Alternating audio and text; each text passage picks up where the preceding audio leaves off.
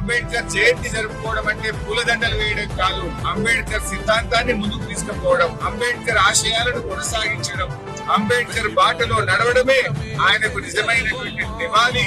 నిజంగా ఇవాళ తెలంగాణ రాష్ట్రం వచ్చిందంటే కూడా అది డాక్టర్ బాబా సాహెబ్ అంబేద్కర్ దయ అని చెప్పుకోక తప్పదు.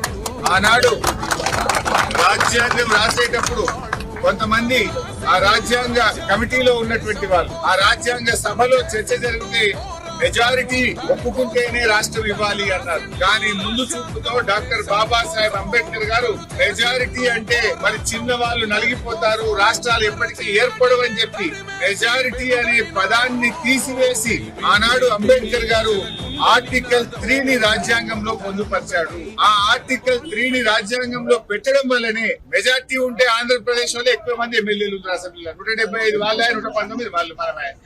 మెజార్టీ అనే పదం ఆ రోజు గిట్ట రాజ్యాంగంలో పెడితే తెలంగాణ ఎప్పటికి గప్పు.